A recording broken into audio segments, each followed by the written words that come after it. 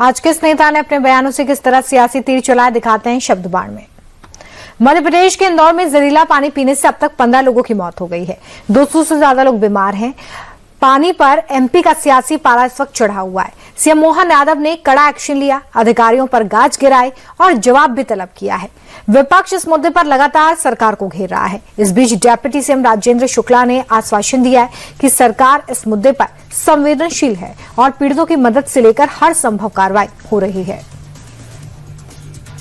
थाने को इलाज में भी पूरी तत्परता से काम हो रहा है और इसको घर में भी जाएंगे कि किस वजह से ये घटना हुई है, जैसे ऐसी घटना की पुनरावृत्ति ना हो और जो लोग दोषी हैं उन दोषी लोगों को पता लगा के ऊपर कार्रवाई भी करेंगे। तो कुल मिलाकर सरकार बहुत संवेदनशील है और लगातार इस गंभीर मामले को संज्ञान में लेकर जो कार्रवाई उचित है वो कर रही है।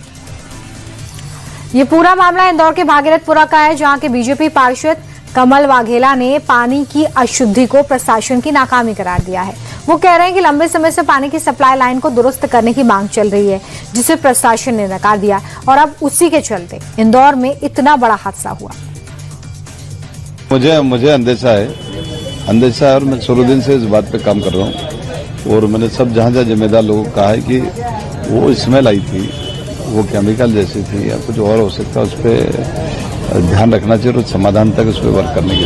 मतलब लोग बोल रहे हैं कि एसिड है या कोई और केमिकल है, बजाय ड्रेनेज है। तो आपने अभी तक हम भी यही कर रहे हैं। मैं भी यही कर रहा हूँ, शुरू दिन से यही कर रहा हूँ कि ये ड्रेनेज मिक्स वाला नहीं है। क्या हो कुछ भी हो सकता है। रास्ते में जो फीडरमैन होता है जहाँ से पानी भरा जाता है, 1.5-2 किलोमीटर की लाइन है, कहीं हो सकता है कोई केमिकल जुड़ गया, उससे लाइन मिल गई हो, क्योंकि 30 साल पुरानी लाइन है उसके अंदर और कोई लीकेज हो जाए तो वहाँ वो घर कर गया और मिल गया हो।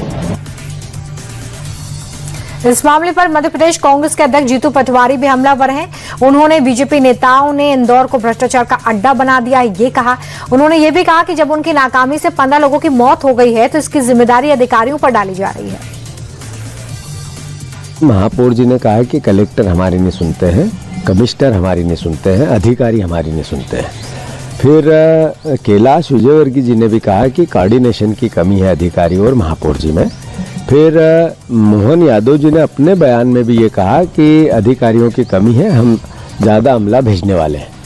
ये रणनीतिक तौर पर भारतीय जनता पार्टी इंदौर वासियों अधिकारियों के माथे पर अपने भ्रष्टाचार को छुपाना चाहती है। ये लुटेरों की टोली है, ये इसको लीड करती है।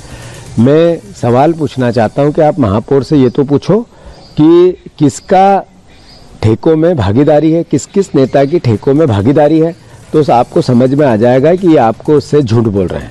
ये जब अधिकारियों को टारगेट कर रहे हैं तो इसका मतलब है अपने पाप को छुपा रहे हैं और आपको गुमराह कर रहे हैं, इंदौर की जनता को मूर्ख समझ रहे हैं। कांग्रेस की तरह आम आदमी पार्टी ने भी मध्य प्रदेश की डबल इंजन सरकार को घेरा है। प्रियंका कक्कड़ ने कहा है कि अब पीएम मोदी को मारे गए लोगों में हिंदुओं की चीखने सुनाई दे रही है। आम आदमी पार्टी की माने तो विकसित भारत का दावा करने वाली भाजपा की सच्चाई इस मामले ने दुनिया के सामने उजागर कर दी है। लोगों ने लिखित शिकायत करके बताया कि पानी में जहर है और किसी की नींद नहीं खुली। क्या जो मरे वो हिंदू नहीं थे? क्या जो मरने उन हिंदुओं की चीखें अब तक प्रधानमंत्री मोदी के कानों तक नहीं पहुंची कि किसी की अकाउंटेबिलिटी सेट नहीं हुई? यहाँ कोई जवाबदेही नहीं है। रेजिग्नेशन किसका हुआ, किसकी जवाबदेही है? आज हम देख रहे हैं कि एक तरफ तो प्रधानमंत्री मोदी दावा करते हैं विकसित भारत का और दूसरी तरफ जहरीले पानी से लोगों की मौत हो रही है। और आइए बात बंगाल चुनाव की करते हैं, जहां पर टीएमसी से निकाले गए नेता हुमायूं कबीर ने एक बार फिर से बाबरी राग अलापना शुरू कर दिया है। अपने ताजा बयान में वो कह रहे हैं कि आने वाले दिनों में मुर्शिदाबाद में बाबरी मस्जिद का निर्माण भव्यता के साथ होगा। यहाँ किसी भी धर्म के लोगों के आने पर कोई मनाही नहीं होगी, ये भी कह दिया है। मैं जितना दिन जीऊंगी, या बाबरी मस्जिद बनेगी, हॉस्पिटल बनेगी, यूनिवर्सिटी बनेगी, जो मानव हित के लिए बनेगी, मनुष्य के काम के लिए बनेगी, जो आदमी को काम के लिए बनेगी, कोई जाति भेद नहीं होगी।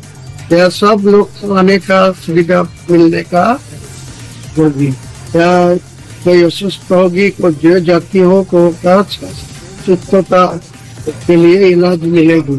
वो जो यहाँ जो आ रहा है सब जाति का लोग यहाँ सामान लेके आ रहा है।